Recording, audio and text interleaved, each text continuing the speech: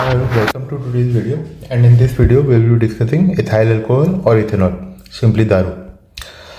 So alcohol or ethanol is the CNS represent and it is classified as an inaberrant. Okay, it is classified as an inaberrant.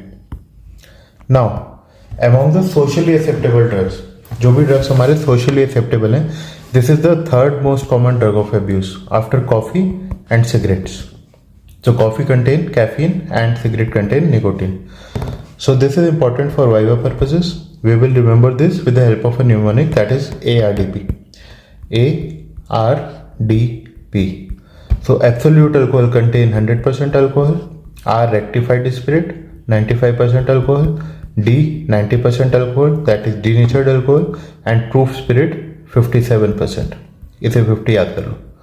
So 100, 95, 90, 50. Easy to remember numbers, and you will write ARDP, absolute alcohol, rectified spirit, denatured alcohol and proof spirit, and you will know कौन से type के alcohol में कितना percent ethanol होता है, right. सो बनता कैसे है इथेनॉल, कमर्शियली कैसे बनता है इथेनॉल? कमर्शियली इथेनॉल बनता है एंजाइम जाइमेज से. We will add zymase to sugars. सुना होगा तुमने कि अल्कोहल बनता है सड़े हुए अंगूरों से, बहुत सारे जोक चलते हैं. So zymase will be added to sugars or carbohydrates and ethanol will be produced. तो जब ये इथेनॉल कमर्शियली प्रोड्यूस होता है तो क्या होता है, कुछ कंपाउंड्स, कुछ केमिकल इम्प्योरिटीज भी प्रोड्यूस होती हैं, उनको कहते हैं कंजीनर्स.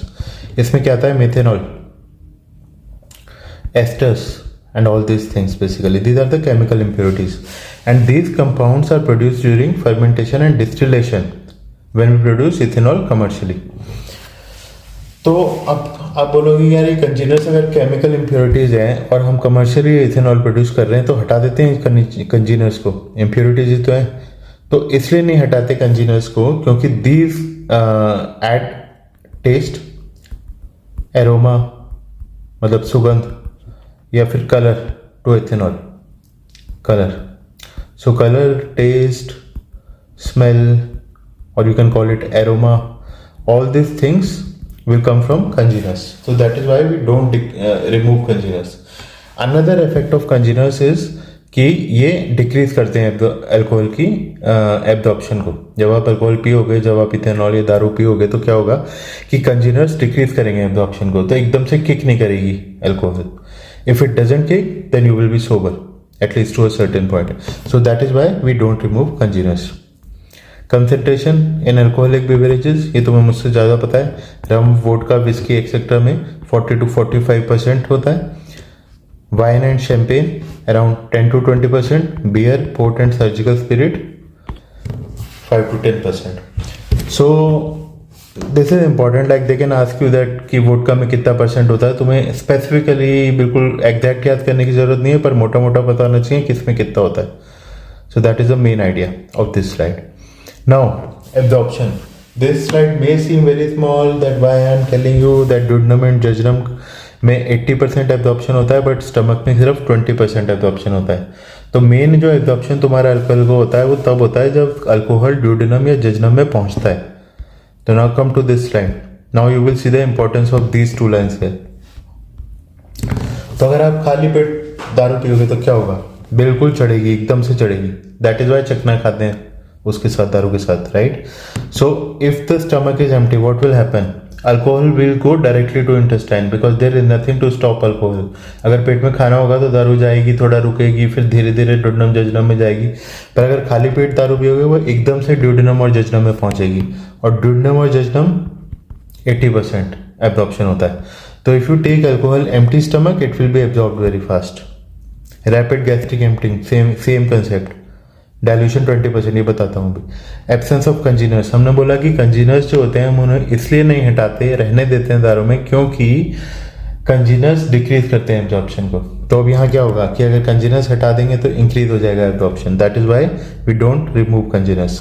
Gastrectomized patient, same thing. अगर स्टमक ही नहीं है, पेशेंट गैस्ट्रेक्टमाइज्ड है. गैस्ट्रेक्टमी मतलब क्या, रिमूवल ऑफ स्टमक. तो अगर पेशेंट गैस्ट्रेक्टमाइज्ड है तो क्या होगा कि अल्कोहल सीधा इंटेस्टाइन में जाएगी, ड्यूडेनम में जाएगी, जजनम में जाएगी, एब्जॉर्ब हो जाएगी. Prostigmin, this is a drug given for myasthenia gravis and things like that, diseases like that. तो इस दवाई के साथ दारू कॉन्ट्राइंडिकेटेड होती है.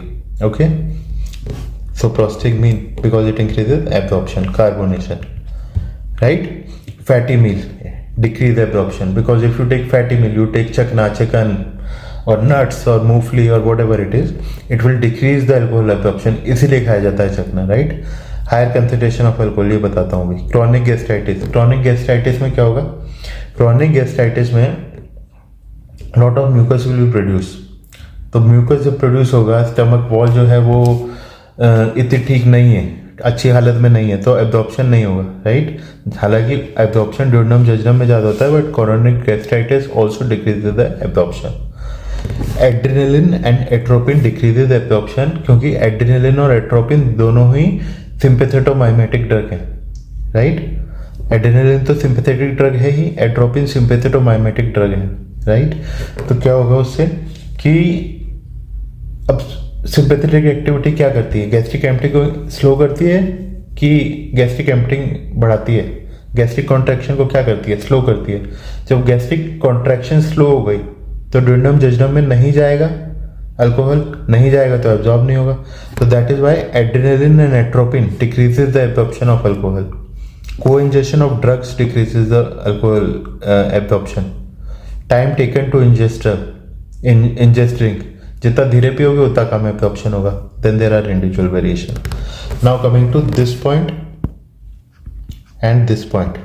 So what happens in higher concentration of alcohol? If you are taking whiskey or if you are taking rum, gin and all these things that we have discussed in this slide, vodka, brandy, etc., which has more than 40% of alcohol concentration, what will happen? There will be pylorospasm. What is pylorospasm?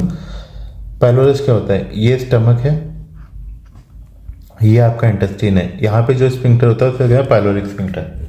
अब आपने alcohol लिया मोर than 40% alcohol concentration के साथ, ये spasm में चला जाएगा, ये कॉन्ट्रैक्ट हो जाएगा, तो अल्कोहल यहाँ नहीं जाएगा. अल्कोहल यहाँ नहीं जाएगा तो एब्जॉर्ब नहीं होगा. That is why more than 40% of alcohol concentration वाली जितनी भी ड्रिंक्स होती हैं उसमें आपका एब्जॉर्प्शन डिक्रीज हो जाता है, राइट? डाइल्यूशन टू 20%, इसीलिए हम उसको 20% डाइल्यूट कर लेते हैं, पानी डाल के, सोडा डाल के, तो एब्जॉर्प्शन इंक्रीज हो जाता है. Okay. Factor affecting absorption fairly distributed throughout the body except bone and fat.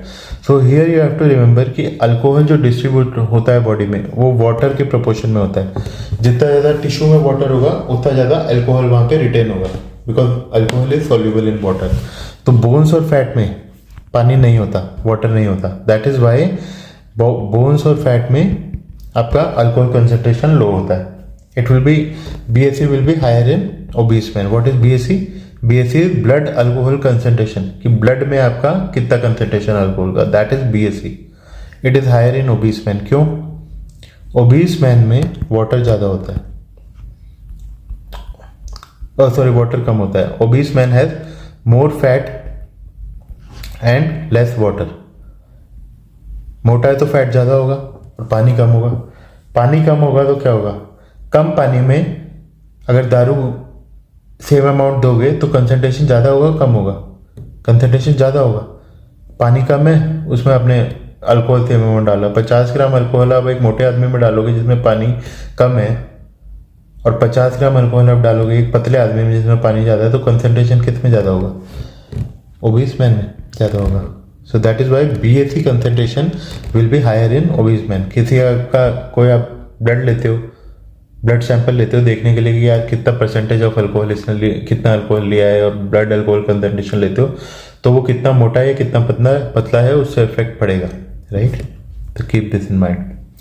Now this slide is the most important slide in this whole video. So how does alcohol get metabolized? जब आप दारू पीते हो वो metabolise कैसे होती है, निकलती कैसे है, ठीक है? तो that is by alcohol dehydrogenase pathway. This constitute about 90%. 90% alcohol जो होता है वो इसी पाथवे से आपका मेटाबोलाइज होता है. बाकी दो पाथवे हैं microsomal ethanol oxidizing system and peroxidase catalase pathway. Not so important, only 10% of ethanol get metabolized by this. तो इथाइल अल्कोहल पहले कन्वर्ट होता है एसिटाल्डिहाइड में with the help of an enzyme alcohol dehydrogenase, then it get converted into acetic acid with the help of aldehyde dehydrogenase. Okay, similarly methyl alcohol get converted into formaldehyde and then it gets converted to formic acid. Now, two important drugs here. Disulfiram inhibits aldehyde dehydrogenase and fomepizole inhibits alcohol dehydrogenase. Disulfiram कहाँ देते हैं? अगर एक chronic alcoholic है, छोड़ ही नहीं पाया दारू, तो क्या देते हैं? डाइसल्फिराम. अब जब डाइसल्फिराम देंगे तो क्या होगा? एल्डिहाइड जो है, एल्डिहाइड डिहाइड्रोजनेस इनहिबिट हो गया. तो यहाँ तक तो मेटाबॉलिक पाथवे बढ़ा, इसके बाद इनहिबिट हो गया. तो कौन सी चीज़ बढ़ जाएगी? ये बढ़ जाएगा एसिटाल्डिहाइड. अब जब एसिटाल्डिहाइड बढ़ गया तो उससे कुछ टॉक्सिक सिम्टम्स आएंगे, फेशियल फ्लशिंग हो जाएगा, ठीक है, चेस्ट पेन हो जाएगा, बहुत सारे जनरल सिम्टम्स हो जाएंगे, ऑल दोज थिंग्स बेसिकली. तो पेशेंट डरेगा दारू पीने से, इसलिए डाइसल्फिराम देते हैं. अब जब पेशेंट डरने लग गया, छोड़ने लग गया दारू, अब उसे मेंटेनेंस फेज पे डालना है. तो मेंटेनेंस फेज पे कैसे डालते हैं? इसमें डाइसल्फिराम नहीं देते, डाइसल्फिराम का काम हो गया. अब हम देंगे इसमें नाल्ट्रेक्सोन. एक सेकेंड, नाल्ट्रेक्सोन.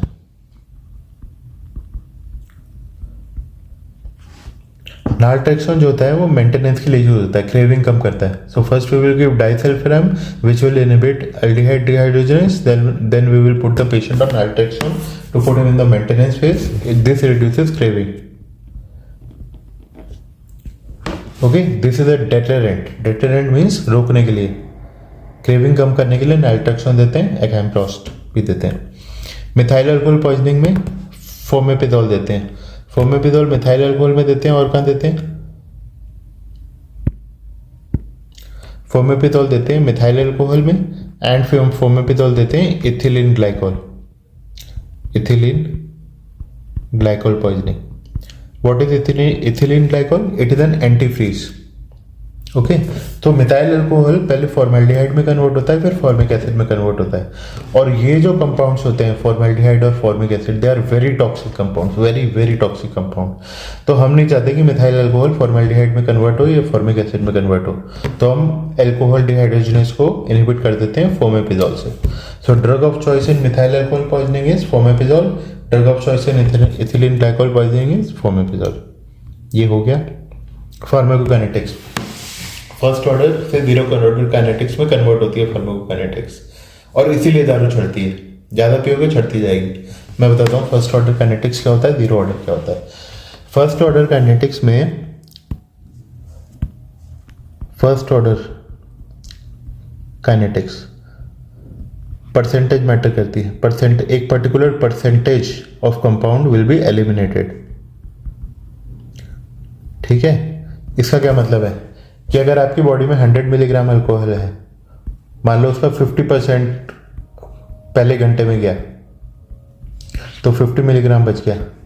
दूसरे घंटे में फिर 50% गया, तो 25% बच गया. फिर गया तो 12.5% बच गया.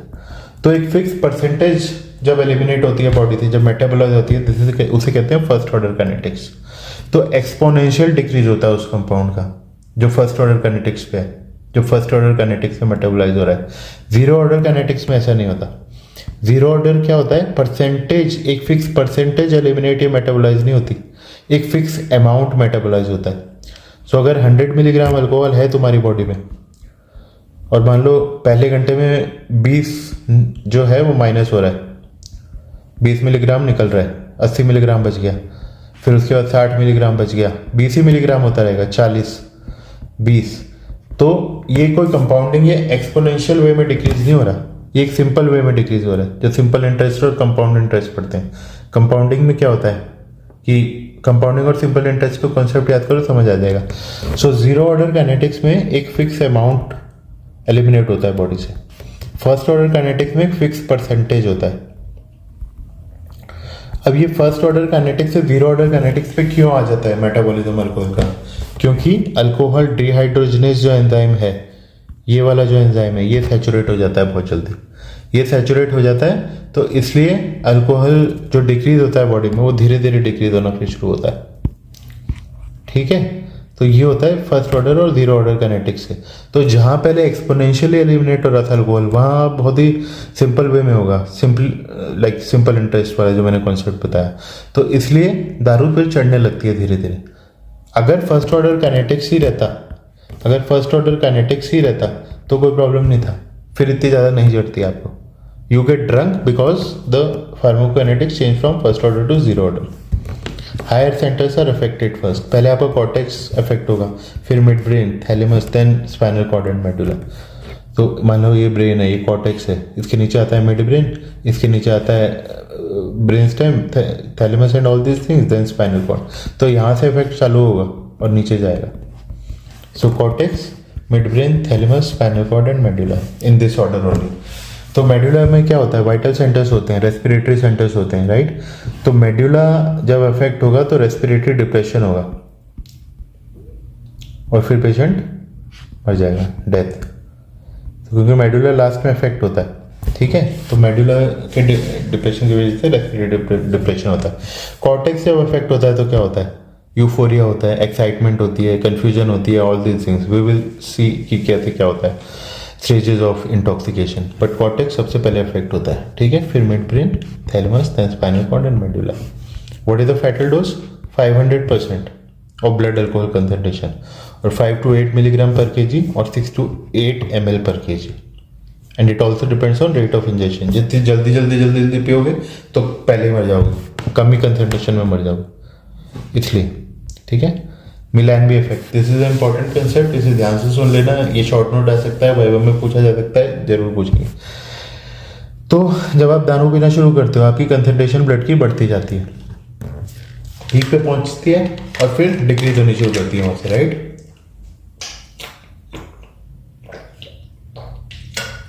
तो नाउ ब्लड की कंसंट्रेशन, ब्लड में अल्कोहल की कंसंट्रेशन बढ़ रही है। वो लेट्स से पहले कंसंट्रेशन बढ़ रही है, मान लो यहाँ पे वो 30 मिलीग्राम % पे पहुंची। 1 मिनट, यहाँ पे 30 मिलीग्राम कंसंट्रेशन पे पहुंची। अब वो पीक पे पहुंच गई अपने, ये पीक है, देन स्टार्ट डिक्रीजिंग। ये अगेन कभी ना कभी 30 मिलीग्राम पे आएगी, बट जो इफेक्ट्स होंगे, जो आपके साइन एंड सिम्टम होंगे, जब दारू चढ़ रही होगी तब ज़्यादा होंगे। इस वाले 30 मिलीग्राम पे ज़्यादा होंगे, ठीक है। इस वाले 30 मिलीग्राम पे लो साइन एंड सिम्टम्स, इतने नहीं होंगे। That is Mellanby effect.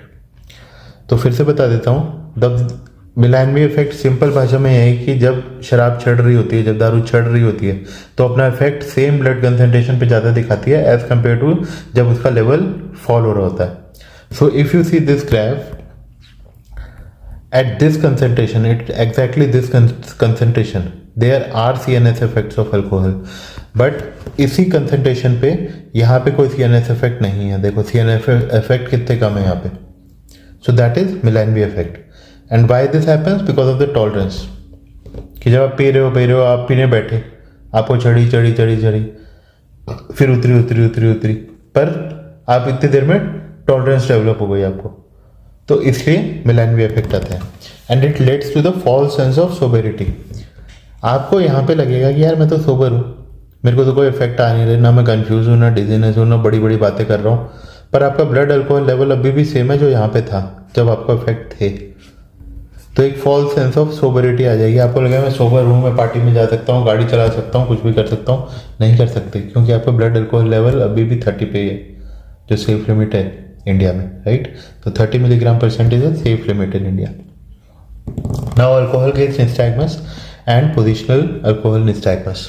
Alcohol gaze nystagmus और पोजिशनल अल्कोहल निस्टैग्मस दोनों में निस्टैग्मस होता है, बट एक होता है सेंट्रल इफेक्ट के कारण, एक होता है पेरिफेरल इफेक्ट के कारण, इनर ईयर में प्रॉब्लम के कारण। So alcohol will affect your brain as well as your inner ear. तो जो nystagmus, what is nystagmus? Nystagmus is the jerking movement of the eyes. तो जब वो सेरिबेलम पे इफेक्ट करेगा तो अल्कोहल गेज निस्टैग्मस होगा, बाई डायरेक्शनल होगा, दोनों तरफ होगा, ठीक है। इधर देखोगे तो भी होगा, लेफ्ट देखोगे तो भी होगा, राइट देखोगे तो भी होगा। And it is not suppressed on focusing on the object. This is how we will differentiate whether the nystagmus is due to the effect on cerebellum और due to the effect on inner ear. तो आप patient को कहोगे कि यार इस चीज़ को देखो आप, कोई भी एक चीज़ सामने रख दोगे, इसको देखो और फिर चेक करोगे निस्टैगमस चला जाता है कि रहता है। अगर निस्टैगमस सप्रेस नहीं होता, नहीं जाता, then it is due to effect on cerebellum. Nystagmus चला जाता है, then it is due to the effect on the inner ear. क्यों चला जाता है निस्टैगमस अगर इनर ईयर की वजह से होता है तो? क्योंकि जब आप कहोगे पेशेंट को कि इस पर्टिकुलर ऑब्जेक्ट पे फोकस करो, और जब वो फोकस करेगा तो जो ब्रेन है वो कंपनसेट कर लेगा निस्टैगमस को। ठीक है, ये इस टॉपिक से मैं बाहर जा रहा हूँ, तो ये फिर मैं दूसरे किसी वीडियो में समझाऊंगा। But main thing is when the nystagmus is due to the effect on cerebellum, it will not be suppressed on by focusing on the object. If the nystagmus is due to the problem in inner ear, then it will be suppressed. Okay? Alcohol का nystagmus cerebellum में effect की वजह से होता है, तो there will be clumsiness, there will be slurred speech, there will be impaired balance. These all are cerebellar signs. Okay? So you will see for the associated signs. Similarly, in positional alcohol nystagmus, there will be severe vertigo, nausea, hearing loss and tinnitus. एक चीज़ और मैं बताता हूँ कि आप याद कैसे रखोगे, थोड़ा कंफ्यूजिंग टर्म्स हैं। अल्कोहल के निस्टैगमस कौन सा वाला होता है, पोजिशनल कौन सा वाला होता है। याद रखो वर्ड पोजीशन। जब भी चेंजेस इन पोजीशन की वजह से निस्टैगमस या वर्टाइगो होता है, that is due to the inner ear problem. जैसे देखो BPV, benign paroxysmal positional vertigo, benign paroxysmal positional vertigo, पढ़ना इसके बारे में। ये प्रॉब्लम इसमें क्या होता है कि जो कैल्शियम कार्बोनेट क्रिस्टल होते हैं वो यूट्रिकल और सैक्यूल से सेमी सर्कुलर कैनाल में चले जाते हैं, और उसमें आपको पोजिशनल वर्टाइगो होता है। पोजिशनल वर्टाइगो मीन्स कि एक पर्टिकुलर हेड की पोजीशन में होगा। जब पेशेंट सो के उठेगा, हेड की पोजीशन एकदम से चेंज हुई तो वर्टाइगो होगा। जब पेशेंट करवट लेगा अपने बिस्तर में, तब उसकी हेड की पोजीशन चेंज हुई, तब वर्टाइगो होगा। तो this is kind of very closely associated with positional gaze nystagmus. तो पोजिशनल वर्ड से ध्यान रखो कि प्रॉब्लम इनर ईयर में है, अगर पोजिशनल वर्टाइगो या पोजिशनल निस्टैगमस हो रहा है। तो this is about alcohol gaze nystagmus and positional alcohol nystagmus. ठीक है, stages of alcohol intoxication, excitement, incoordination, narcosis and coma. Excitement तो तुम सबको पता है, तू मेरा भाई है, वो मुझसे प्यार करती है, वही सब जो होता है दारू पीने के बाद, that is euphoria, excitement and फलाना ढिमकाना। इनकोऑर्डिनेशन, इसमें होगा confusion and stupor. So stage of excitement, there will be euphoria, there will be excitement, there will be loss of inhibition, all these things. In incoordination, patient will start getting confused. Patient will have stupor. And in narcosis and coma, what will happen? Patient will go into coma and there will be death.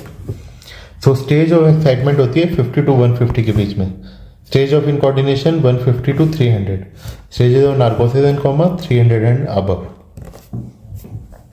तो 50 to 150 150 का difference, 150 to 300 150 का difference, then above 300. Now I want to make a point here. What is the difference between confusion and confabulation? If I ask you what is the difference between confusion and confabulation, is there a difference? Yes, there is a difference. So confusion means confusion only. Confabulation means confusion plus memory loss. So if there is memory loss,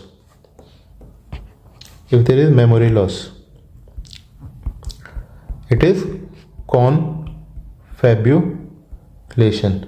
If there is no memory loss, that is confusion. So why I am telling you this? I am telling you this in context of Wernicke's encephalopathy and Korsakoff psychosis. We will discuss this further. But Wernicke's encephalopathy में confusion रहता है. जब patient आता है chronic alcoholism का, उसमें thiamine deficiency हो गई है, तो उसको वर्निक्स एंसेफेलोपैथी हो जाएगी. मैं डिस्कस करूंगा आगे. तो वर्निक्स एंसेफेलोपैथी में कंफ्यूजन होगा पेशेंट को. आपने उससे कुछ ऐसे क्वेश्चन पूछे उससे मेमोरी टेस्ट करने के लिए कि आपको पता लगे कि मेमोरी लॉस है कि नहीं. अगर पेशेंट दिखाता है यार मेरे को तो मेमोरी लॉस भी हो रहा है, वो आंसर नहीं दे पाता उस मेमोरी लॉस के क्वेश्चंस को, दैट मीन्स व्हाट, उसको कॉर्सैकॉफ साइकोसिस हो गए. तो कॉर्सैकॉफ साइकोसिस होता है जब तो मेमोरी लॉस होता है, मेमोरी लॉस प्लस कंफ्यूजन. इसको कहते हैं कॉन्फेबुलेशन।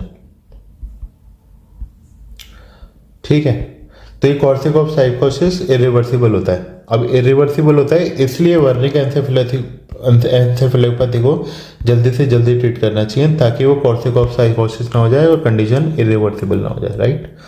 मैकइवन साइन। अब जब भी कोई पेशेंट आपके पास आएगा एक्यूट अल्कोहलिक इंटॉक्सिकेशन में, प्यूपिल वैसे तो डायलेट होते हैं पहले, फिर कॉन्स्ट्रिक्ट होते हैं। अगर थोड़ी पहले डायलेटेड होंगे पहली स्टेजेस में, फिर बीच में कंस्ट्रिक्ट हो जाएंगे, और फिर जब पेशेंट एकदम डेथ के पास होगा, जब कॉमा एकदम डेथ के पास होगा, फिर डायलेट हो जाएंगे। मरे आदमी में डायलेटेड प्यूपिल्स होते हैं, राइट। तो first dilation, then constriction, then again dilatation.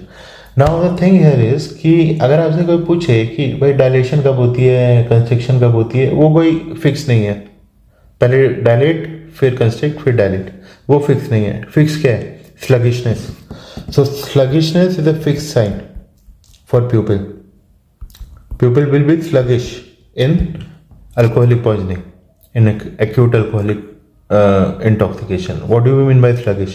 जब आप लाइट दिखाओगे, जब आप नॉर्मल आदमी को लाइट दिखाते हो, प्यूपिल एकदम से कंस्ट्रिक्ट करता है, इसमें स्लगिशली कॉन्टैक्ट करेगा, धीरे से कॉन्टैक्ट करेगा।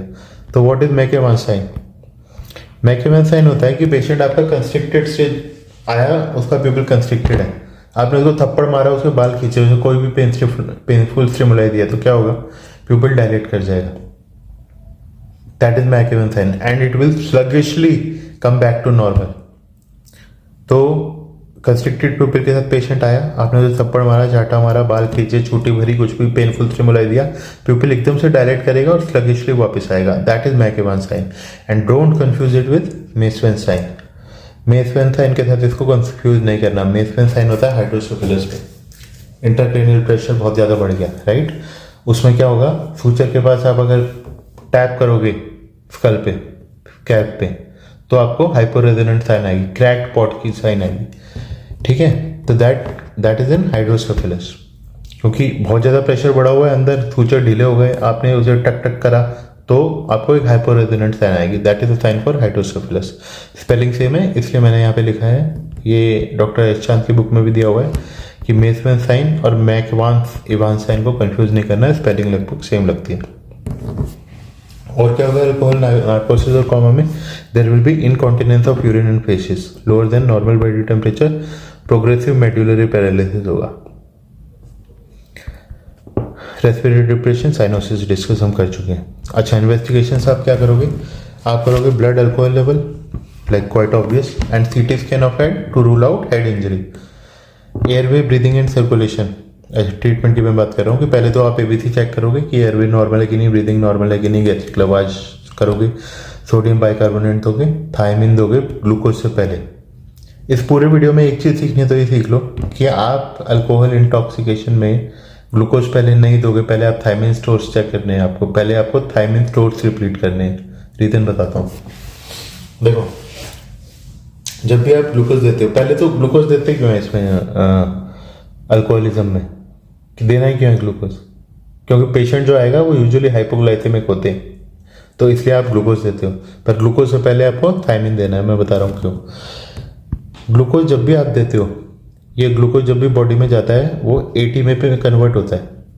एटीपी कैसे कन्वर्ट होता है? क्रेब्स साइकिल से। बायोकेमिस्ट्री में पढ़ा होगा तुमने।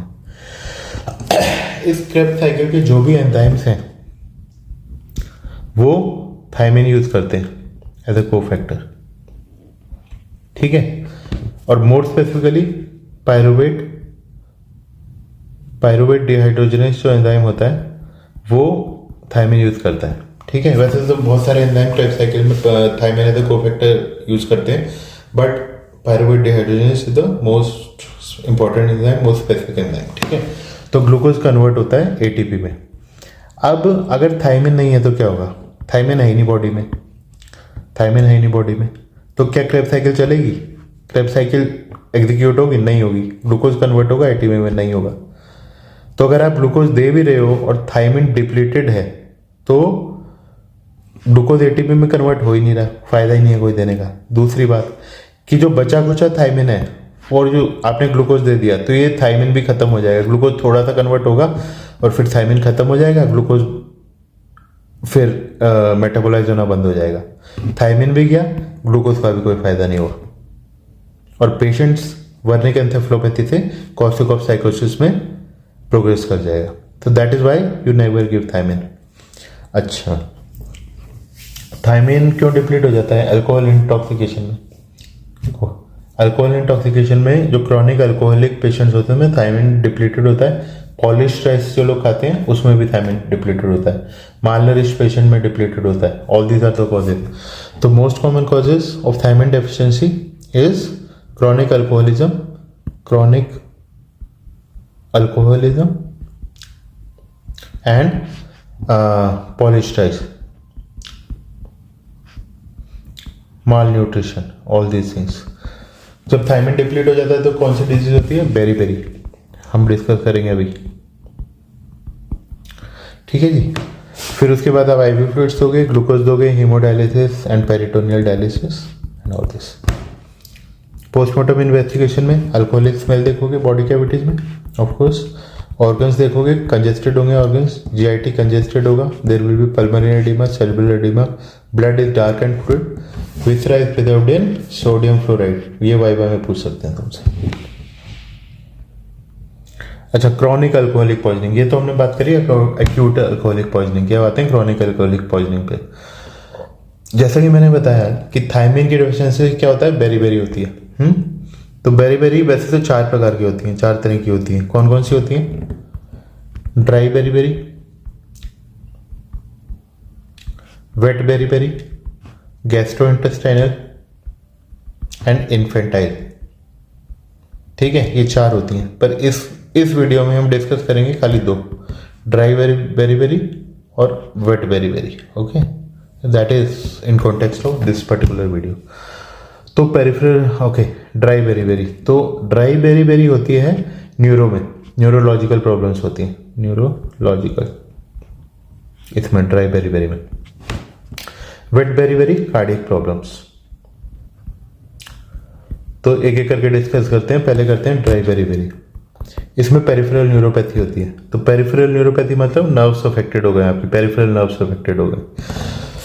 तो पेरिफेरल नर्व्स एक पर्टिकुलर वे में इफेक्ट होती है बेरी के अंदर थायमिन डेफिशिएंसी में। It will be symmetrical neuropathy, दोनों तरफ होगा। लेंथ डिपेंडेंट मतलब जितनी लंबी नर्व उतनी ज़्यादा अफेक्टेड। तो आपकी एंकल ज़्यादा पहले इफेक्ट होगी कि नी पहले इफेक्ट होगी? एंकल पहले इफेक्ट होगी। So ankle is affected first because it is length dependent. Now small fibres are affected first. यहाँ जो मैं स्मॉल फाइबर बोल रहा हूँ, मैं शॉर्ट फाइबर नहीं बोल रहा, स्मॉल फाइबर बोल रहा हूँ। Small fibre means thin fibres, पतले फाइबर्स। यहाँ मैं बात कर रहा हूँ लॉन्गेस्ट नर्व्स की। So small fibres will be affected first, pain and temperature will be lost first. Patient जो पहला सब्जेक्टिव साइन देगा, जो पेशेंट बताएगा, वो क्या होगा कि भाई मेरे को पिन प्रिक सेंसेशंस हो रही हैं, और ये सब बोलेगा कि वार्मथ की फीलिंग आ रही है क्योंकि टेम्परेचर अफेक्टेड है, पेन फाइबर्स अफेक्टेड है। ठीक है, लॉस ऑफ वाइब्रेशन सेंस और diminished knee ankle reflexes are the first objective signs. Loss of deep tendon reflexes. So there will be symmetrical polyneuropathy, length dependent polyneuropathy, small fibers like pain and temperature will be lost first, and loss of deep tendon reflexes. There will be sensory symptoms as well. ये सारे features आपको एक और चीज में देखने को मिलते हैं, that is Guillain Barre syndrome actually. This is how it is pronounced, Guillain Barre syndrome. ठीक है, उसमें भी एयर रेफ्लेक्सिया मिलता है, कार्डिनल फीचर, असेंडिंग पैरालिसिस मिलता है गुलियान-बारे सिंड्रोम में। इसमें भी असेंडिंग पैरालिसिस मिलेगा। क्यों? क्योंकि लेंथ डिपेंडेंट पॉलीन्यूरोपैथी है। नी एंकल पहले इफेक्ट होगी, नी बाद में इफेक्ट होगी। तो असेंडिंग हुआ ना, पहले एंकल फिर नी, तो असेंडिंग हुआ। तो that is seen in Guillain Barre syndrome also. Wernicke encephalopathy क्या होती है? Wernicke encephalopathy, this is also part of dry beri. ये ड्राई बेरी में पेरिफेरल न्यूरोपैथी जो मैंने अभी समझाया, वर्निक, कॉर्सिकॉफ, और फिर ये non specific things like numbness, paralysis, muscle wasting. तो वर्निक एन्सेफेलोपैथी का जो ट्रायड है, ऑफ्थेल्मोपेजिया, ठीक है, आंख की मसल्स में प्रॉब्लम होगी, एटेक्सिया, डिसबैलेंस होगा, ग्लोबल कंफ्यूजन होगी, कंफ्यूज होगा पेशेंट, ठीक है, it is a medical emergency. Why it is a medical emergency? क्योंकि अगर इसको ट्रीट नहीं करेंगे तो कॉर्सिकॉफ साइकोसिस हो जाएगा। बार बार बोल रहा हूँ, कॉर्सिकॉफ साइकोसिस। अगर कॉर्सिकॉफ साइकोसिस हो जाएगा तो वो इरिवर्सिबल है। ये वर्निक एन्सेफेलोपैथी रिवर्सिबल है, इसलिए इसे जल्दी से जल्दी ट्रीट करना है। कैसे ट्रीट करोगे? थायमिन दोगे, थायमिन की डेफिशिएंसी है, थायमिन दे दोगे। 500 milligram IV intravenously for first 3 days, क्योंकि आपको लोड करना है थायमिन। फिर आपको मेंटेन करना है 250 मिलीग्राम IMV और IM for 3 to 5 days, IM और IV फॉर 3 to 5 डेज। ये जो क्वेश्चन है, brain damage happens where? Mammillary body, बहुत इंपॉर्टेंट है। अगर तुम USMLE वगैरह कभी दोगे तो it comes very often. Mid brain and thalamus, तो lesion is in mid brain, mammillary bodies, mid brain and thalamus. Triad is global confusion of ataxia, ophthalmoplegia.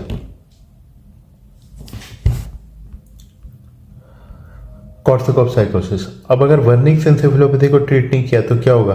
मैंने बोला था कॉन्फेबुलेशन हो जाएगा। इसमें कॉन्फेबुलेशन हो जाता है। Confabulation means confusion and memory loss. Memory loss हो गया, दैट मीन्स कॉर्सिकॉफ साइकोसिस। Amnesia, confabulation. It occurs due to the disruption of Pepys circuit, which is important for memory, and there is restriction of thalamus and mammillary bodies. तो अब main मैं एक बार revise कर देता हूँ वर्निक्स और कॉर्सिकॉफ को। वर्निक एंड कॉर्सिकॉफ एक स्पेक्ट्रम है एक्चुअली। थायमिन डेफिशिएंसी हुई, पहले आपको वर्निकेज होगा जिसका, और जिसमें ऑप्थेल्मोप्लेजिया होगा, एटेक्सिया होगा, ग्लोबल कंफ्यूजन होगा। कंफ्यूजन है, मेमोरी लॉस नहीं है, कोई प्रॉब्लम नहीं है। प्रॉब्लम है पर आप उसको ट्रीट करोगे, पेशेंट ठीक हो जाएगा, दैट इज वन थिंग। पर एक बार मेमोरी लॉस हो गया तो that means it is Korsakoff साइकोसिस, फिर वो इरिवर्सिबल है। That is why Wernicke encephalopathy is a medical emergency. कैसे, क्या करोगे? थायमिन दोगे, यहां देते रहो थायमिन, कुछ नहीं होगा। क्रॉनिक अल्कोहलिक, अच्छा, कार्डियक प्रॉब्लम, वेट पेरीपेरी। अब वेट पेरीपेरी जो होती है उसमें हाई आउटपुट हार्ट फेलियर होता है। कमेंट में बताओ क्या होता है high output heart failure? Rapid heart rate होगा, सिवियर स्वेलिंग होगी, ब्रेथनेस, शॉर्टनेस ऑफ ब्रेथ होगा। अब वेट पेरीपेरी में हॉलीडे हार्ट सिंड्रोम नहीं आता। हॉलीडे हार्ट सिंड्रोम क्या होता है? पेशेंट एक्यूट बिंजिंग कर रहा है, फेस्टिव मूड में, बीच पे है, पार्टी कर रहा है, हॉस्टल में लगा के दारू पी रहा है, क्या होगा उससे? एरिथमिया हो जाएगा। There is a conduction problem, atrial fibrillation हो सकता है पेशेंट को। ये कोई क्रॉनिक डिजीज नहीं है, ये एक कंडीशन है जो ज़्यादा बिंजिंग करने से किसी को हो सकती है, राइट? एक्यूट कंडीशन है आफ्टर अ पार्टी और अ बिंज। इसमें क्या करना है? थायमिन नहीं देनी, थायमिन की वजह से नहीं हुआ, ये ज़्यादा दारू पीने की वजह से हुआ है। तो इसमें क्या करोगे आप? एब्सटेनेंस करोगे, पहले दारू स्टॉप करो, पेशेंट को डिहाइड्रेट करो। और क्योंकि कंडक्शन प्रॉब्लम है, rate and rhythm control is the मेनस्टे of treatment. Rate rhythm control कैसे करते हैं ये भी बता दो कमेंट में, ठीक है? तो वेट पेरीपेरी, इसमें क्या होता है? ये क्रॉनिक प्रॉब्लम है, ये कोई एक्यूट प्रॉब्लम नहीं है कि आपने आज दारू पिया और आपको एकदम से कुछ हो गया ना। बहुत दिनों से आप दारू पी रहे हो, बहुत ज़्यादा दारू पी रहे हो, तो थायमिन डेफिशिएंसी हो गई, उस वजह से होता है। It can be acute but it can mostly it is subacute और क्रॉनिक, सब एक्यूट, ठीक है? इसमें राइट हार्ट फेलियर होगा, हाई आउटपुट कार्डियक फेलियर होगा, there will be severe shortness of breath, peripheral oedema, rapid heart rate. यहाँ देखो क्या हो रहा है, पैल्पिटेशन हो रही है, डिजीनेस हो रही है, रैपिड हार्ट रेट हो रहा है, ठीक है? पर पेरिफेरल एडिमा नहीं हो रहा। That reflects it is a chronic condition, subacute condition. It is rapidly reversible with thiamine. पर अगर आपने ट्रीट नहीं किया, जैसे वर्निके एन्सेफेलोपैथी के बाद कॉर्सिकॉफ साइकोसिस हो जाता है, वैसे ही वेट पेरीपेरी के बाद म्यूनिक हार्ट हो जाता है। इसमें क्या होता है? Chronic dilated cardiomyopathy. कार्डियोमायोपैथी से मेरे को ध्यान आया, man called Otto, a man called Otto. ये फिल्म देखो, इसमें जो प्रोटैगनिस्ट है उसको डायलेटेड कार्डियोमायोपैथी है, and like it is very like it help me to remember the features of cardiomyopathy. So please go and watch that movie. Progressive ऐसा भी होता है, chronic long term, often irreversible and manageable, ठीक है? Chronic alcoholic poisoning में again Mallory Weiss syndrome हो सकता है। मैलोरी बीच सिंड्रोम मैंने बताया था क्या होता है?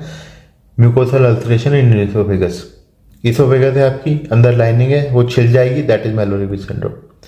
मैलोरी-विज syndrome is not a medical emergency. What is a medical emergency? Boerhaave syndrome. I don't know, spelling थोड़ी कंफ्यूजिंग है, बट बोहेर-हेब सिंड्रोम जो है इसमें फट जाती है इसोफेगस, ट्रांसम्यूरल रप्चर होता है. ये आपकी इसोफेगस है, ये पूरी वॉल आपकी रप्चर होती है, दैट इज बोहेर-हेब सिंड्रोम. मैलोरी-विज में क्या होता है कि ये आपकी वॉल है, यहाँ पे थोड़ा छिल जाएगा, दैट इज मैलोरी-विज. अल्कोहलिक हेपेटाइटिस हो सकता है, क्रॉनिक गैस्ट्राइटिस हो सकता है, hypertension and all this things. Delirium tremors. Delirium tremors क्या होता है? पेशेंट ने एकदम से आप अल्कोहल छोड़ा, 40 to 96 आवर के बाद क्या होगा, उसको ऑटोनोमिक इंस्टेबिलिटी हो जाएगी, confusion, hallucinations, all this things will happen. तो इसकी जो टिपिकल प्रेजेंटेशन देखी जाती है वो क्या होती है कि पेशेंट हॉस्पिटलाइज हुआ किसी अनरिलेटेड कॉज से, अल्कोहलिज्म से नहीं, किसी भी अनरिलेटेड कॉज से, 3 दिन तक उसे दारू नहीं मिली. 3 दिन तक दारू नहीं मिली, क्या हुआ, उसको डिलीरियम ट्रेमर्स आ गए. तो अगर एक हॉस्पिटलाइज पेशेंट 3 दिन से हॉस्पिटलाइज, 4 दिन से हॉस्पिटल में है, उसको एकदम से अगर ट्रेमर आते हैं या सीजर्स आते हैं, आप चेक करोगे, उसके घर वालों से पूछोगे दारू पीते हैं बहुत ज़्यादा लंबे समय से, अगर हाँ तो ये अल्कोहल विथड्रॉल सिंड्रोम में डिलीरियम ट्रेमर्स है. ऑटोनोमिक इंस्टेबिलिटी हो जाएगी, ऑटोनोमिक इंस्टेबिलिटी में हाइपोटेंशन मिलेगी, आपको बीपी कम मिलेगी, ठीक है, कन्फ्यूजन मिलेगा, हेलुसिनेशन मिलेंगे. होता क्यों है कि जो बहुत ज़्यादा दारू पीते हैं, हमने देखा है उनका दिमाग ज़्यादा चलता नहीं है, थके थके से रहते, राइट. क्यों? क्योंकि गाबा इंक्रीज हो जाता है. गाबा इज द इनहिबिटरी न्यूरोट्रांसमीटर, तो ये इंक्रीज हो गया तो पेशेंट ऐसे लो सा रहने लग जाएगा, डिक्रीज ग्लूटामेट रहेगा और ब्रेन इसको अडेप्ट कर जाएगा. तो ब्रेन को यही पता है कि गाबा इतना ही होता है, ये इंक्रीज ही रहता है, मतलब ऐसे ही पता है ब्रेन को. अब एकदम से सडन विड्रॉल हुआ, ये गाबा डिक्रीज हो गया, ब्रेन पैनिक कर गया, तो सीजर्स, ट्रेमर्स ये है, ठीक है. This lead to seizures. Marchiafava Bignami disease, ये इसका जो मेन फीचर है वो है demyelination of corpus callosum. Corpus callosum क्या होता है? कॉर्पस कैलोसम होता है जो 2 ब्रेन हेमिस्फीयर्स को जोड़ता है बेसिकली, ये तुम सबको याद रहता है. तो कॉर्पस कैलोसम, ये डीमाइलिनेशन ऑफ कॉर्पस कैलोसम.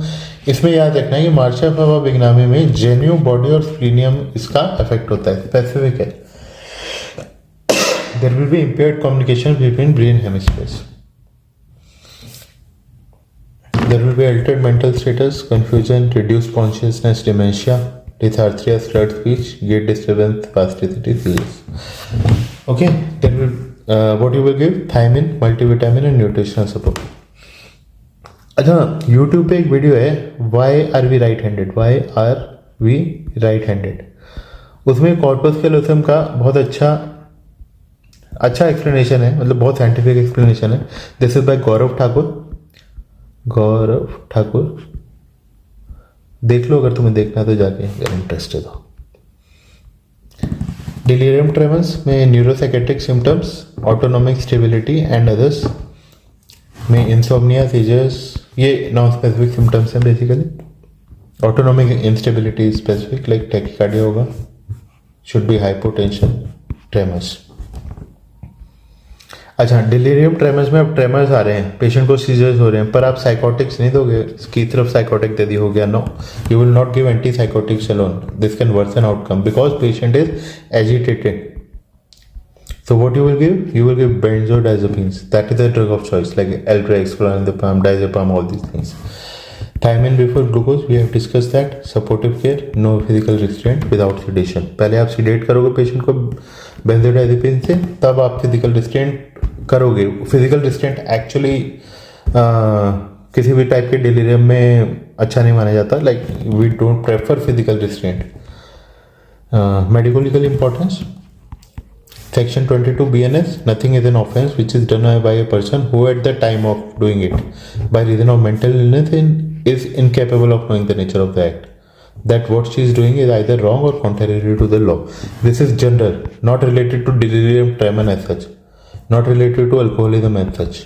ये एक बिल्कुल जनरल वो है, जनरल इन द सेंस कि इस टॉपिक से रिलेटेड नहीं है, पर जिसको पता ही नहीं है कि वो क्या कर रहा है, वो उसका और या फिर जो इंटॉक्सिकेशन में या किसी मेंटल इलनेस में है, उसके लिए वो ऑफेंस नहीं माना जाएगा. ही will not be considered a criminal in that case 22 BNS। तो अगर कोई आदमी डिलीरियम ट्रेमेंस में है, उसको होश ही नहीं है, एक्यूट इंटॉक्सिकेशन में है, so he will not be held responsible. He can commit suicide, homicide, or violent assault. You all know that medical emergency should be treated early. अच्छा, gamma glutaryl transferase. So gamma glutaryl transferase अगर more than 140 international unit है, होता है usually dependent individual में, returns to normal in 48 hours. तो ये चढ़ता भी बहुत जल्दी है, गिरता भी बहुत जल्दी है। तो मान लो अगर आपने किसी पेशेंट को रिहैब में रखा हुआ है, वो 2 दिन से रिहैब में, 2 4 5 दिन से रिहैब में है, आप उसका जीजीटी चेक कर रहे हो, जीजीटी आपने चेक किया, आपने एकदम से देखा कि यार ये तो जीजीटी इसका 3 दिन से नॉर्मल था, चौथे दिन एकदम बढ़ गया, तो क्या मतलब हुआ? वो दारू पी रहा है। Increase in 50% means resumption of habit drinking again. So this you check for resumption of drinking in a rehab patient basically, and otherwise also. Macrocytic anemia होगा, 100 femtoliters से ज़्यादा MCV, take several months to return to normal। ठीक है, blood alcohol concentration देखेंगे lab analysis में। AST ALT ratio greater than 2, very specific for alcohol hepatitis. So if you are planning to give USMLE or any international exam, you have to remember this. This is a clinical pearl. Lot of questions are asked on this. That if AST by ALT ratio is greater than 2, that means it is alcoholic hepatitis. Other things you will check are uric acid, CK, triglyceride. I have written twice. Sorry about that. So creatinine kinase, triglyceride, and uric acid. Breath analyzers you will use. Now screening questionnaire, CAGE questionnaire. So this CAGE questionnaire is usually used to check the dependence of an individual on alcohol. So what you will ask, have you ever felt that you should cut down? कभी आपने छोड़ने की या कम करने की सोची है? कभी आपको गुस्सा आता है? Annoyed? If somebody criticize your drinking, अगर दोस्त या कोई रिश्तेदार या कोई कहता है कि यार दारू नहीं पीनी चाहिए, तो गुस्सा आता है आपको गिल्ट फील होता है कि आप इतना पीते हो? गिल्टी? आई ओपनर, कभी आपको सुबह उठने के टाइम ऐसा लगे कि यार दारू चाहिए तभी उठ पाऊंगा? So that is basically CAGE questionnaire. अगर इनमें से 2 का पेशेंट आंसर यस करता है, किन्हीं भी 2 का, तो that is a problem, that is a potential problem, that is dependence problem. Okay, so every answer get a yes and a score of 2 indicates a potential problem, कि हाँ ये problem है। ठीक, अब आप ब्लड कैसे लोगे अल्कोहलिक केस में? तो अल्कोहल के केस में कभी हम स्टैंडर्ड अल्कोहल प्रिपरेशन यूज़ नहीं करेंगे और आयोडीन यूज़ नहीं करेंगे साफ करने के लिए हाथ को। जब आप सैंपल लेते हो तो पहले आप क्लीन करते हो ना, साइड प्रिपेयर करते हो, तो उसमें आप अल्कोहल डिसइंफेक्टेंट यूज़ नहीं करोगे। स्वैब है जो, वो उसमें अल्कोहल नहीं होना चाहिए, क्योंकि अगर साइड पे ही अल्कोहल लगा है और आपने वहीं से सैंपल लिया है तो अल्कोहल कंसंट्रेशन ज़्यादा ही आएगी। Use aqueous disinfectant. Aqueous means water based. Benzalkonium chloride, aqueous povidone iodine, green surgical soap. This we will use. Wait for drying. After the disinfectant is used, allow it to air dry.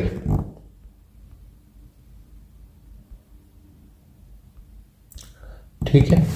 Then in the tube we will take, you will use sodium fluoride. I have mentioned this before, as a preservative, and potassium oxalate as a coagulant.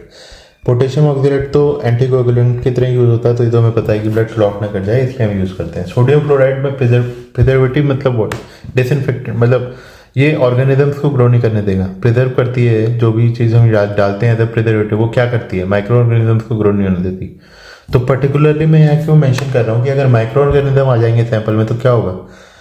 Alcohol कैसे बनता है, हमने जो discuss किया था, जाइमेज से बनता है, फर्मेंटेशन करवाता है जाइमेज, किसकी? कार्बोहाइड्रेट्स की। तो ब्लड के अंदर जो भी सब्सटेंसेज हैं उसकी अगर फर्मेंटेशन हो गई माइक्रो ऑर्गेनिजम्स के द्वारा, तो क्या होगा? अल्कोहल का कंसंट्रेशन बढ़ जाएगा उस सैंपल में। तो मैंने अगर प्रिजर्वेटिव डाल दिया तो माइक्रो ऑर्गेनिजम्स नहीं आएंगे उसमें सैंपल में। अब माइक्रो ऑर्गेनिज्म नहीं है तो फर्मेंटेशन भी नहीं होगा। So that is why we use preservative. Fill the tube completely. क्यों? क्योंकि अल्कोहल वॉलेटाइल है। अगर मानो मेरी ये ट्यूब है, ठीक है, ये ब्लड है और मैंने ये जगह खाली छोड़ दी, ये जगह मैंने खाली छोड़ दी, अब क्या होगा? अल्कोहल जो है वो वॉलेटाइल है, ये इसमें अल्कोहल है, ये उड़ उड़ के यहाँ पे आ जाएगा, वॉलेटाइल है, यहाँ पे आ जाएगा। तो यहाँ पे कंसंट्रेशन कम हो जाएगी.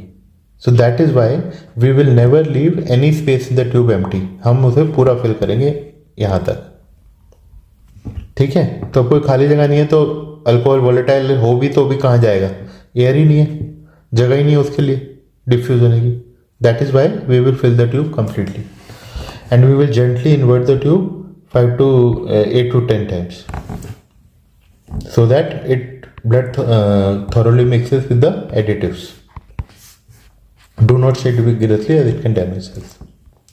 Then we will label the sample. Chain of custody should be maintained. We will document everyone who has handled the sample from draw to laboratory. This chain of custody can come as a short note, not in this context as such. So just read this. Temperature we will store it at 4 degree. Now coming to urine analysis. So urine has 20 times more blood, 20% more water than blood. So alcohol is more soluble in water. So urine will have more concentration. So urine concentration is 1.3 times. That is 30%. USC, urine alcohol concentration divided by blood alcohol concentration is 1.3:1. So whenever you collect a urine sample, you will collect 2 samples. Just after the incident, when the patient comes, immediately you will take 1 sample, then after 20 to 30 minutes. So if the concentration is higher in second sample, that means it is in absorption phase. I tell you what I mean. So first of all, जो urine की, ध्यान से सुनो इसको, जो urine की, जैसे मान लो मैंने 8:30 बजे एक सैंपल लिया है यूरिन का, उसमें कंसंट्रेशन आई 30% ऑफ अल्कोहल. लिखता हूँ मैं, 8:30 बजे मैंने सैंपल लिया यूरिन का, उसमें अल्कोहल कंसंट्रेशन थी 30%. इसका पता है क्या मतलब है? अभी 30% नहीं है ब्लड में कंसंट्रेशन अल्कोहल की, अभी नहीं है 30%. यूरिन में 30% दिखा रही है, पर आधी घंटा पहले 30% थी ब्लड अल्कोहल कंसंट्रेशन. क्योंकि ब्लड से यूरिन में आने में टाइम लगेगा ना, अल्कोहल को फिल्टर होगा, किडनी फिल्टर करेंगी, फिर यूरिन ब्लैडर में आएगा, फिर वहाँ से आप सैंपल लोगे, तो आधी घंटा लग जाएगा उसमें.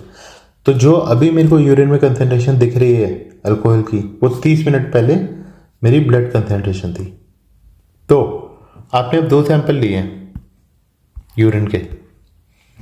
अगर पहले सैंपल में 30% आ रही है आपकी फर्स्ट सैंपल में, सेकंड सैंपल में आपकी आ रही है 50%.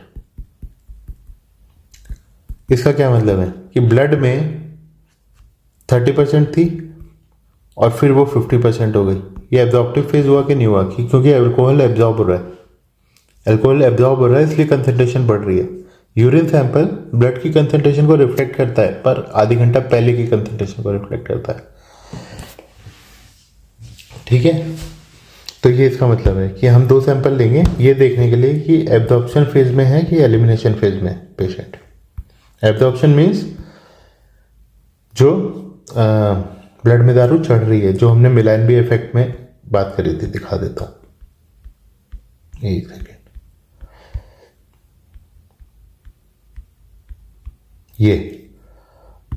ये है एब्जॉर्प्शन फेज, ये है elimination phase.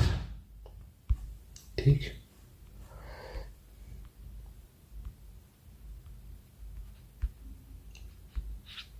Just 1 minute. So जो सेकंड सैंपल आपने लिया है, ये वाला सैंपल, सेकंड सैंपल, इसको अगर 0.75 से मल्टीप्लाई कर दोगे तो फर्स्ट सैंपल जो आपने लिया था उस पे क्या BAC थी, ब्लड में कितना कंसंट्रेशन था, वो आपको पता लग जाएगा. Just if you want to remember it. Can be affected by bladder volume effect. अगर पेशेंट बहुत देर से वॉशरूम नहीं गया, दारू शुरू करने से पहले बहुत देर तक उसने यूरिनेट नहीं किया है, तो वॉल्यूम कलेक्टेड होगा, यूरिन कलेक्टेड होगा ब्लैडर में. अब अगर आप यूरिन का जो सैंपल लोगे, that will be affected, concentration में अफेक्टेड मिलेगी आपको. ये लैग टाइम हमने डिस्कस कर लिया, एब्जॉर्प्शन फेज करेक्टरिस्टिक डिस्कस कर लिया, एलिमिनेशन फेज डिस्कस कर लिया, volume dilution. So if the subject drinks a lot of water, lot of fluid, the resulting urine alcohol concentration may appear lower. ये absorption phase और ये बता देता हूँ मैं एक बार कि मान लो आपने 8:30 बजे एक यूरिन में सैंपल लिया, 1 minute,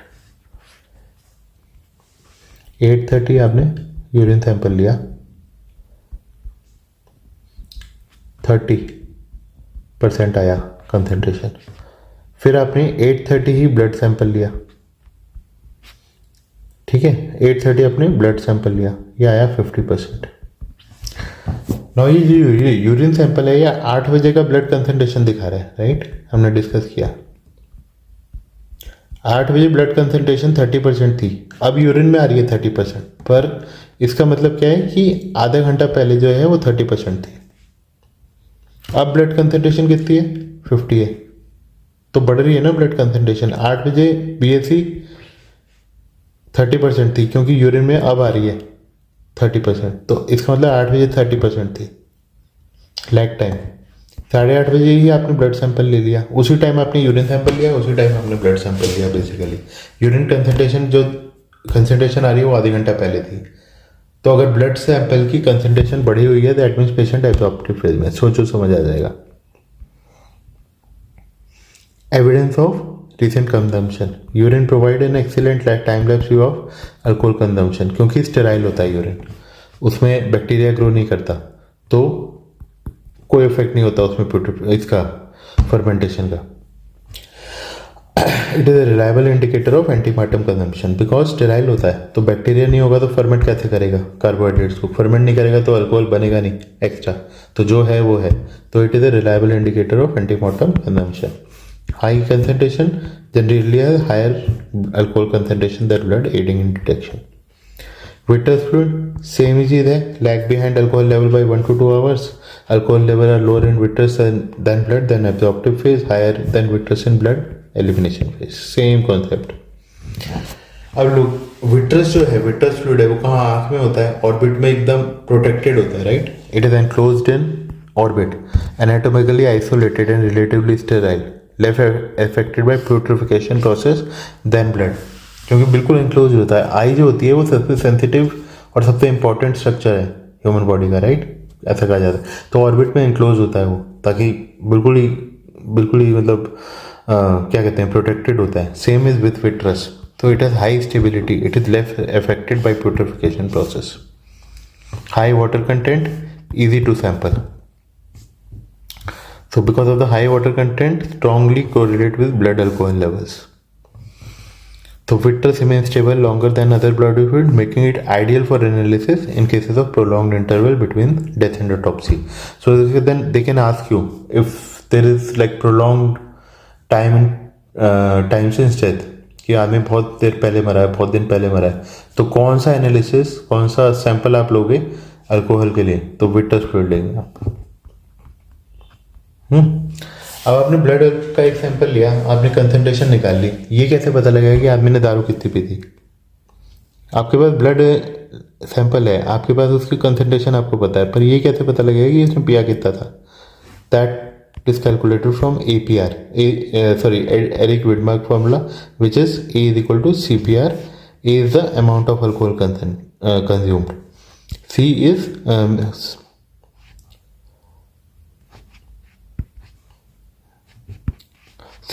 blood alcohol concentration, P is body weight and R is Widmark constant और distribution factor.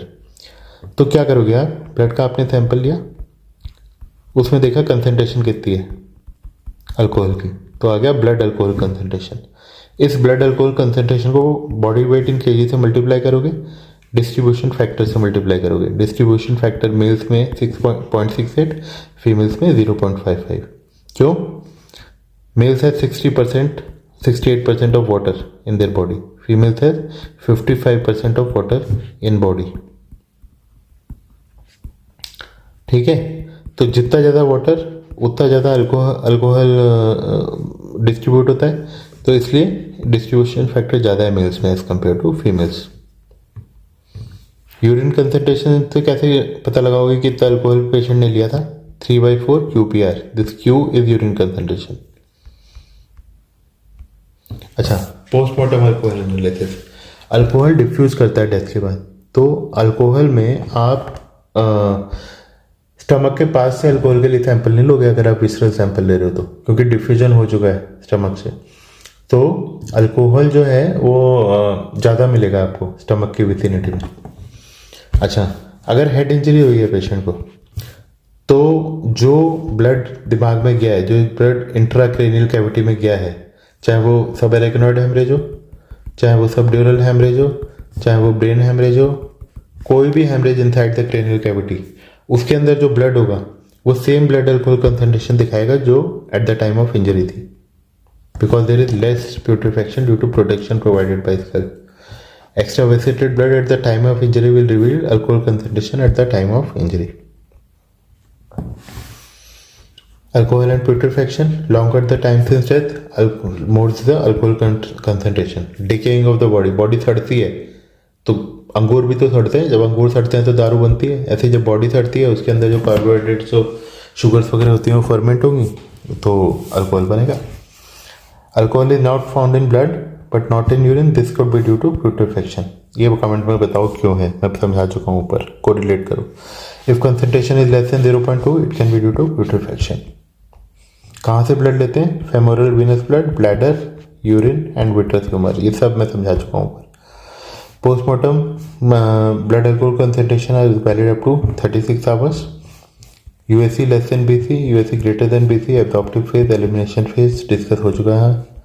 ठीक है, अब मान लो एक पेशेंट को पुलिस लेके आती है, कहती है कि सर इसका एग्जामिनेशन कराना है, पुलिस लेके आ रही है, तो आप उसके, और वो पेशेंट कह रहा है मैं नहीं कराऊंगा एग्जामिनेशन, तो आप कर सकते हो? कर सकते हो, क्योंकि अगर पुलिस एक ड्रंकन पर्सन को लेके आती है तो वो अरेस्टेड माना जाता है। आप उसका एग्जामिनेशन कर सकते हो विदाउट उसकी कंसेंट से, using a reasonable force. Reasonable is a word in forensics. ऐसे नहीं कि जो मार रहे हो, पीट रहे हो, बांध दिया, ये वो। रीजनेबल फोर्स जितना जरूरत है उसकी एग्जामिनेशन के लिए।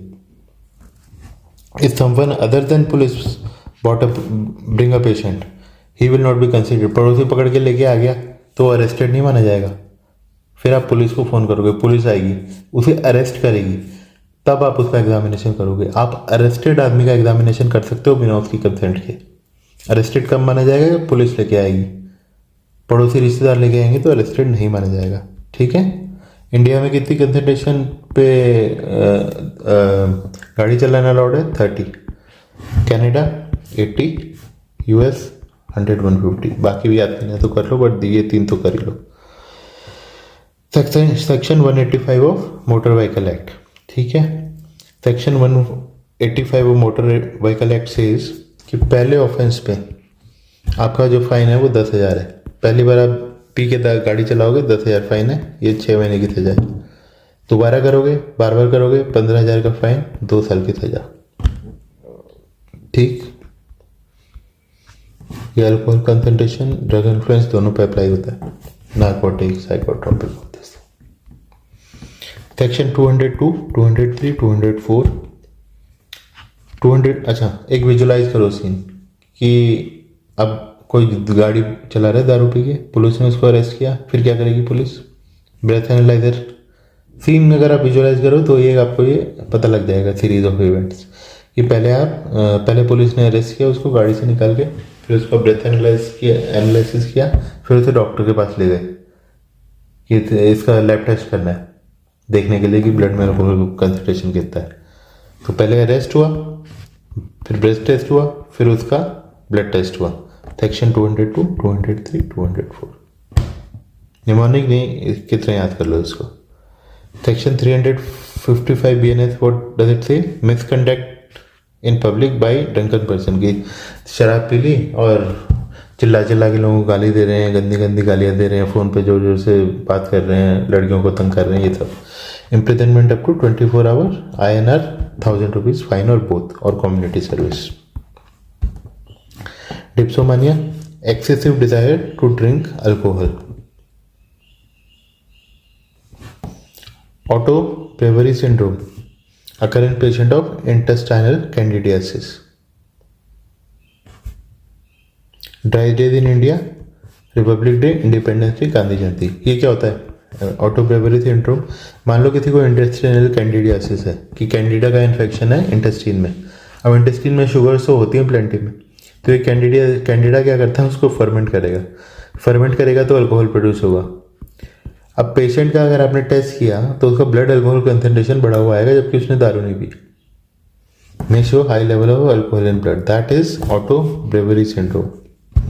ये BRE होना चाहिए, because bravery is like from brewery it comes.